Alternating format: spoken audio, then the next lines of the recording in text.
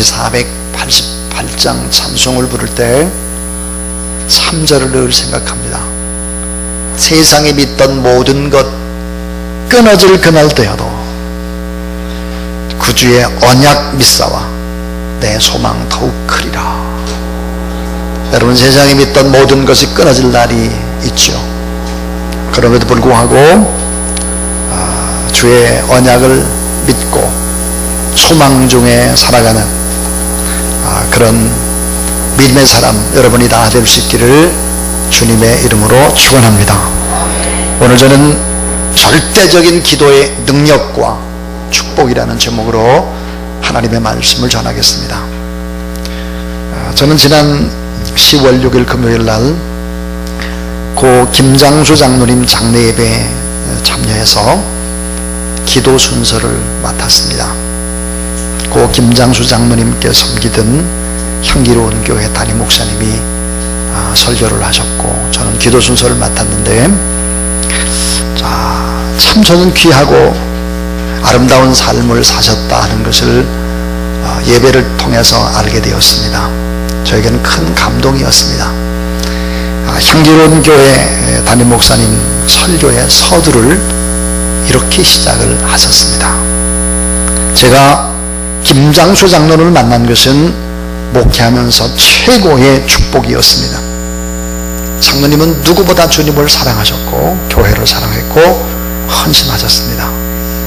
담임 목사님 부족한 종을 위해 늘 기도하셨고 순종하셨습니다. 장로님은 누구보다도 선교의 앞장을 섰습니다. 아픈 환자들을 자비량으로 치료하고 돌보는 일에 아름답게 일하셨습니다. 참 아름다운 발자취를 남기셨습니다. 이렇게 설교의 서두를 그렇게 시작했습니다. 이 설교를 이렇게 하고 계신데 어떤 여자분이 막 흐느껴 우는 거예요. 그래서 저는 어떻게 생각을 했냐면, 우리 김영하 집사님의 어머님 되신 권사님께서 저렇게 울고 계시구나, 그렇게 생각을 하다가 이렇게 바라봤더니 어머님은 안 우시는 거예요. 그래서 제가 이번 또 생각하길, 김영하 집사님이 저렇게 우시나 보다, 이 생각을 했습니다. 근데 나중에 알고 봤더니 담임 목사님의 사모님이었습니다. 사모님께서도 고 김장수 장로님의 사랑을 참 많이 받으셨구나, 그런 것을 알 수 있었습니다. 여러분, 이 죽음이라고 하는, 이 장례 예배라고 하는 것은 고인의 지난날의 삶을 고스란히 투영해 볼 수 있는 것입니다. 지난날 삶의 요약이고 평가인 것이죠. 어떻게 살아야 이런 귀한 자취를 남길 수 있을까요? 하는 것입니다. 슬픔을 뛰어넘는 소망을 주고 가는 그런 죽음, 그런 귀한 믿음의 유산을 남기고 하나님의 나라로 가는 것은 이건 축복 중에 축복인 것입니다. 그래서 일반인들의 장례식과 기독교인의 장례는 다릅니다. 오히려 기쁨이 있고 감동이 있고 감사가 있는 것이죠. 오늘 본문에도 장례가 났습니다. 이 본문 속에 가난한 목회자 진행상, 이 신학생이 죽은 것입니다. 이 신학생의 죽음, 이 죽음 앞에 얼마나 아름다운 일들이 이루어지고 있는가 하는 것이 오늘 본문입니다. 최고의 불행, 최고의 절망, 낙심과 좌절을 겪고 있는 얘기가 오늘 본문의 시작입니다. 왕하 열왕기하 4장 1절에 보니까 선지자의 제자들의 아내 중 한 여인, 그 여인이 엘리사에게 부르짖어 이르되 당신의 종 나의 남편이 이미 죽었는데 당신의 종이 여호와를 경외하는 줄 당신이 아시나이다. 이제 빚준 사람이 와서 나의 두 아들을 데려가 그의 종을 삼고자 하나이다 하리, 그랬습니다. 가난한 신학생의 아내입니다. 남편이 죽은 것이죠. 엄청난 빚을 남겨놓았습니다. 빚진 사람들이 와서 두 아들을 데려다가 노예로 삼겠다는 거예요. 그 아들을 빚 대신에 데려가겠다는 것입니다. 팔릴 판이죠. 남편이 돌아가신 것도 이게 어찌 보면 아픈데 아들까지 빚 때문에 넘겨줘야 될 판입니다. 어떻게 이 문제를 해결했을까 하는 거죠. 여러분 삶에 수많은 어려움들을 겪을 때 그 어려움을 여러분 어떻게 돌파합니까? 여러분에게 진정한 힘이 무엇입니까? 정말로 힘이 뭘까 하는 거예요. 오늘 이 본문에는요, 진정한 힘 4가지가 등장하고 있습니다. 그 4가지가 뭘까? 그 하나가 바로 기도하는 선지자의 아내입니다. 너무 답답하고 힘이 들죠. 그러나 기도할 수 있는 그 아내, 선지자의 아내, 기도할 수 있는 이 신학생의 아내, 그 아내가 바로 힘이다 하는 거예요. 기도는 힘입니다. 무한의 힘이죠. 엄청난 힘입니다. 또 하나의 힘이 있습니다. 그것은 바로 기도하는 엘리사가 힘입니다. 아무리 힘들고 어려워도 중보 기도를 부탁할 수 있는 그런 기도를 깊이 하는 종을 만나는 것은 이건 엄청난 힘입니다. 또 하나의 힘이 등장합니다. 그 힘은 무엇일까요? 그 힘은 바로 믿음의 두 아들입니다. 믿음의 두 아들이에요. 자녀가 하나님의 기업이고 상급이잖아요. 어머니, 아버지의 기도 속에 자라난 두 아들이 큰 일들을 감당하는 것을 볼 수 있습니다. 또 하나 여러분 진정한 힘이 등장을 합니다. 그 힘은 누구일까요? 이웃들입니다. 이웃. 여러분 천재지변을 만나거나 큰 일을 만날 때 우리 주변의 이웃들이 우리에겐 얼마나 힘이 되는지 모릅니다. 장례식이라든지 이런 일을 치를 때 보면 정말 이웃이 엄청난 내게 힘을 주고 있구나 하는 것을 비로소 알 수 있습니다.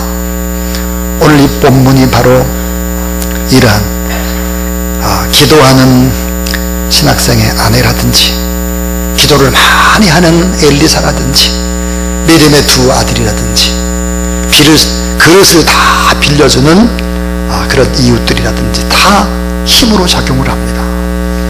자, 따라하세요. 기도는 진정한 힘이다. 기도는 능력이다. 그러나 모든 사람이 기도의 능력을 누리는 것은 아닙니다. 기도는 육적으로는 힘들고 어렵지만 영적으로 유익하기 때문에 어려움을 이기는 노력이 필요한 것입니다. 하나님 앞에 간절히 기도하면 얼마나 엄청난 일들이 일어날까를 잘 생각하십시오. 우리가 기도의 시작은 나의 먹고 입고 자고 작은 수준, 나의 필요 때문에 기도를 하지만 나중에 기도를 깊게 하다 보면 나의 필요를 뛰어넘어서 공동체의 문제, 나라와 민족의 문제, 그리고 하나님의 뜻을 이루는 기도가 아주 작은 나에게서 시작된다는 것을 알게 되는 것입니다. 그래서 여러분 몇 가지 우리가 생각해 볼 수 있는 것이 오늘 본문에 아주 중요한 메시지가 있습니다. 그 하나가 뭐냐면 따라하세요. 기도는 최고의 능력이다. 기도가 최고의 능력이라 하는 것을 알 수 있습니다. 선지자의 아내 가난한 사람입니다. 빚이 많았습니다. 이제 어느 누구에게도 도움을 받을 수 없습니다. 오직 기도 외에는 다른 길이 없었다는 거예요. 마지막 남은 길이 기도 이외에는 없었어요. 자, 기도가 가장 완전한 길이라는 것을 그 여인은 알고 있습니다. 더 이상 다른 길이 없을 때 유일한 길이 열려있다는 것을 알았습니다. 성경에 보니까 12해를 혈루증으로 앓던 여인이 있었습니다.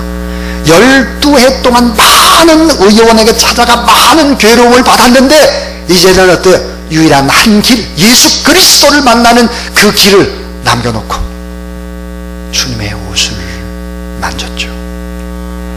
그런 여인을 주님께서 완전히 치유를 해주십니다. 밤새도록 프로 어부인 베드로가 그 물질을 했는데 한 마리도 잡지 못했습니다. 그런데 그 아침에 예수 그리스도의 말씀을 따라 깊은 데에 가서 그물을 내리자 물고기를 배 2척에 가득 실을 정도로 잡았다 하는 것입니다. 사람에게는 많은 길이 있습니다. 자, 그런데 구원을 얻을 유일한 길 오직 예수 그리스도. 사람에게 많은 가능성이 있습니다. 그러나 풍성한 그런 언약과 풍성한 능력과 또 하나님 앞에 영광되는 길, 그 한 길이 바로 오직 예수 그리스도인데, 그 예수 그리스도를 바라보며 하나님 앞에 기도할 때 놀라운 능력이 우리 안에 또 하나님의 뜻을 이룰 수 있다는 사실을 믿으시길 바랍니다. 마지막 남은 길, 기도의 길이 가장 완전한 길이죠. 기도하는 사람은 자신의 능력이 완전히 고갈되었을 때에도 기도의 자리에 가게 되면 우리의 능력을 초월하신 하나님을 만나게 됩니다. 따라하세요. 기도는 최후의 방법이지만 최고의 능력이 임하는 자리다. 기도는 최후의 방법으로 사람들이 선택하지만 사실은 어때요? 최고의 능력이 되는 거예요. 그러니까 최후의 방법이 아니라 최선의 먼저 방법으로 기도를 선택하면 이 기도는 엄청난 능력이요 최고의 힘이 될 수 있다는 것을 보여줍니다. 두 번째, 따라서 기도는 무제한적인 능력입니다. 자, 열왕기하 4장 3절을 보니까 이르되 너는 밖에 나가서 모든 이웃에게 그릇을 빌리라. 빈 그릇을 빌리되 조금 빌리지 말고 많이 빌려라 그랬습니다. 여러분, 우리는 이런 생각을 하셔야 합니다. 오늘 이 본문 속에 담겨져 있는 비밀이 뭘까? 기도하는 사람이 하나님과의 관계도 깊어지면 이웃과의 관계도 좋을 수밖에 없게 되는 거예요. 이웃에게 그릇을 빌리라 했습니다. 여러분, 이웃에게 그릇을 빌린다고 하는 것이 쉬운 일이 아닙니다. 지금처럼 그릇이 흔한 때가 아니기 때문이죠. 오늘 본문에 모든 이웃에게 가서 그릇을 빌리라. 빈 그릇을 빌리되 조금 빌리지 말고 많이 빌리라 그랬습니다. 하나님 앞에 기도하면서 아름다운 이 관계의 능력을 맺는 거, 이 보이지 않는 이건 엄청난 재산이고 축복이 되는 것이죠. 선지자는 여인에게, 이웃에게 빈 그릇을 많이 빌려오라고 했고, 빌려오는 역할을 했던 사람이 바로 두 아들인 것입니다. 두 아들이 많은 그릇을 빌려왔다 하는 것입니다. 따라하세요. 기도는 빈 그릇을 빌려오는 것입니다. 기도가 뭘까요? 빈 그릇을 빌려오는 거예요. 기도는. 그러면 나의 그릇을 사용하는 거예요. 하나님께서 빌려온 그릇을 사용하는 것입니다. 기도는 능력이 아니라, 나의 능력이 아니라 하나님의 이름의 권세를 사용하는 것입니다. 기도는 나의 힘을 사용하는 것이 아니라 주님의 힘을 빌려서 사용하는 것이죠. 그래서 기도는 예수 그리스도의 이름 권세로 행하게 되는 것입니다. 이름이 뭡니까? 이름은 권세요, 이름은 능력이요, 이름은 인격과 삶이요, 지금 당장 효력을 발휘하는 것이 바로 이름인 것이죠. 우리의 힘이 아닌 예수 그리스도의 이름으로 기도하는 그런 여러분이 될 수 있기를 주님의 이름으로 축복합니다. 자, 세 번째 마지막 이야기입니다. 따라서 기도는 하나님의 능력입니다. 자, 여러분, 기도는 인간의 능력이 아니에요. 도저히 어찌할 수 없는 것, 하나님이 행하신다고 하는 하나님의 능력입니다. 그리고 이 기도의 능력을 가진 사람은 나눔의 능력을 아는 사람입니다. 자, 그릇을 준비한 만큼 기름이 채워졌습니다. 더 많은 그릇을 준비했으면 더 많이 채워질 것입니다. 여러분, 마찬가지예요. 기도도 나를 위한 기도, 나와 내 가족을 위한 기도, 1시간 안에 다 끝납니다. 1시간 안에. 근데 보니까 조금 기도를 깊이 하다 보면 나라와 민족과 우리 선교사님들을 위해 기도하게 됩니다. 기도를 조금 더 하다 보면 하나님께서 나에게 원하는 이런 일들을 가지고 하나님 앞에 깊숙이 기도의 자리로 들어가는 것입니다. 기도가 뭡니까? 그릇을 빌리는 것입니다. 그럼 하나님께서 어때요? 그 그릇들을 채워가기 시작하는 것이죠. 기도는 하나님의 능력이다. 하나님의 능력은 우리가 구하는 대로 임하게 되는 사실을 믿으시길 바랍니다. 기도의 분량만큼 응답의 분량도 채워지는 것이죠. 이 여인이 하나님 앞에 자기의 필요를 위해서 두 자녀가 빚으로 종으로 팔려가게 생겼어요. 남편이 죽었습니다. 이런 문제를 가지고, 개인의 문제를 가지고 하나님 앞에 기도합니다. 자, 여러분, 여기 기도에는 다음과 같은 흐름이 있습니다. 첫 번째가, 기도는 작은 나로부터 시작됩니다. 작은 나, 내 가정의 문제로부터 시작이 되는 것이죠.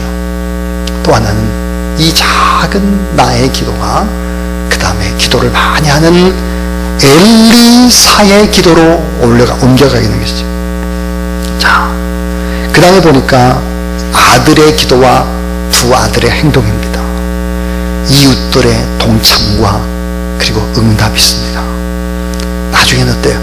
영광과 풍성한 나눔이 있게 되는 것이죠. 그러니까 기도를 우리 개인이 시작을 하게 되면 나중에 결과적으로는 공동체가 다 참여하게 되고 이 공동체의 축복이 임하게 된다. 다시 말하면 마을의 문제까지도 해결될 수 있다는 거예요. 나의 문제로부터 시작됐죠. 남편의 죽음과 빚더미와 자녀가 종으로 팔려가는 나의 문제. 근데 보니까 나중에 아들이 기도하고 이웃들이 안타깝게 동참하고 기도하는 하나님의 사람이 또 기도하게 됩니다. 많은 그릇을 빌리게 되고 기름이 채워지게 되고 나누게 되는 공동체의 문제까지 다 해결함을 받는 것입니다. 얼마 전에 신월동 성결교회를 담임하고 계신 고용복 목사님에 대한 간증을 듣게 되었습니다.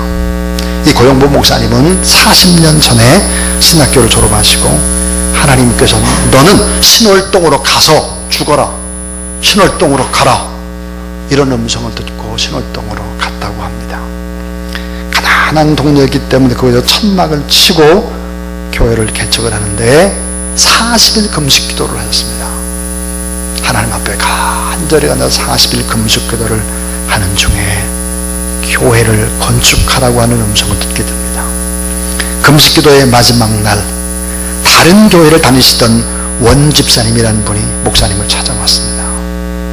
하나님께서 이곳에 땅을 사서 교회를 지으라고 하는 음성을, 타교의 교인인데 그걸 듣고 온 거예요. 그래서 108평의 부지를 하나님 앞에 바쳐버렸습니다.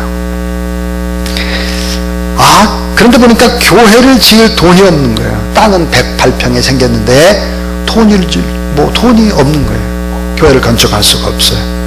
그런데 세 분의 집사님들이 자신들의 15평짜리 집을 팔아서 교회를 짓는데 헌금을 합니다. 그리고 세 분 집사님은 교회 안에서 목사님과 함께 살게 됩니다. 그 이후에 교회는 놀랍도록 부흥을 했습니다. 목사님과 집을 바치고 난 세 분 집사님과 가족들이 하나님 앞에 부르짖어 기도하니까 교회가 부흥을 하게 되고 10년 만에 세 분 집사님의 집을 다시 사서 드릴 수가 있었다고 합니다. 여기서 끝이 아니라 이 고 목사님은 교인들이 늘어나니까 교회를 좀 더 늘려서 증축을 해야 되겠다, 이런 생각을 하게 되었습니다. 그리고는 400평 부지를 놓고 다시 40일 금식 기도를 시작합니다. 그때 하나님께서 처음 108평 부지를 주었던 원집사님을 찾아가서 다시 한번 부탁해 보는 게 좋겠다, 이런 확신이 들었습니다. 망설이다 결국은 원집사님을 찾아가서 상황을 얘기하자 이번에 원집사님께서 거절을 했습니다.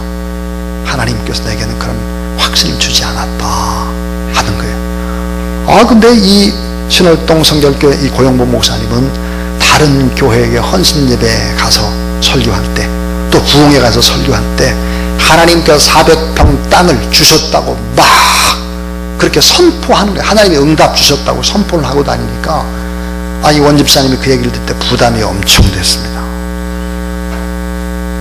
그래서 이 원집사님이 기도하다가 어느새 의사가 된 자기의 딸을 찾아갔습니다. 그리고는 의사의 딸에게 얘기하니까 딸이 하나님 앞에 400평 땅을 드리십시오 한 거예요. 다시 400평을 신월동 성결교회에 드리게 됐습니다. 워낙 가난한 교회라서 증축할 돈이 없습니다. 이번에는 5분의 집사님이 집을 내놨죠. 그리고 또 교회에 와서 목사님과 함께 살았습니다. 교회는 계속 부흥을 했죠. 10년이 지난 후에 5분의 집사님께 집을 사드릴 수 있었습니다. 하나님의 은혜는 여기서 끝이질 않았다는 거예요. 어떻게 됐을까요? 하나님의 은혜로 고목사님의 4 자녀가 있는데 이 4 아들이 모두 다 목사님이 됐습니다. 그리고 딸은 선교사님의 아내가 됐죠. 큰아들이 미국에서 목회를 하는데 아버지가 이제 곧 은퇴를 해야 되는데 이 미국에서 목회하는 이 큰아들이 설교를 참 잘한다고 합니다. 그래가지고 이 신월동 성결교회에서는 그 아들 목사님보다 훨씬 설교를 잘하니까 아들 목사님은 대를 이어서 담임 목사로 세웁시다. 뭐 이런 운동들이, 이 얘기들이 일어나고 또 행복한 간증 얘기를 들을 수 있었습니다. 2 가지였습니다. 이야기는 정말 하나님께서 일을 하시는 방법이 하나가 간절한 기도고 또 하나는 감사라고 하는 것입니다. 기도와 감사. 여러분, 오늘 이 본문 속에서도 우리가 꼭 기억해야 될 것이 있습니다. 정말로 복덩어리 중에 최고의 복덩어리가 누구일까 하는 것입니다. 그것은 바로 기도하는 사람입니다. 기도하는 사람. 기도하는 사람, 그분이 정말로 복덩어리인 거예요. 이 기도는 응답을 이미 준비하신 주님, 이미 다 예배해 놓으셨어요. 주님이 이 다니엘서 6장이나 9장에 보면 다니엘이 기도할 즈음에 이미 응답의 천사를 보내셨다 했고, 기도하려고 하니까 벌써 어때요? 응답을 주셨다고 했고, 이미 벌써 하나님을 준비하고 계시는 것이죠.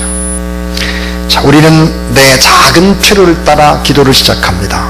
근데 나중에 보면 이 작은 나의 문제를 가지고 기도를 시작하지만 나중에 돌아보면 우리의 가족의 문제뿐만 아니라 주변의 공동체의 문제 해결했고 하나님의 큰 뜻이 이루어지는 기적들을 보게 되는 것입니다.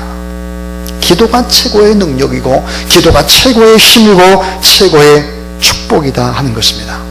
지금 우리 대한민국을 한번 여러분 생각해 보세요. 6.25 전쟁 이후로 가장 어려운 상황에 직면했다 그럽니다.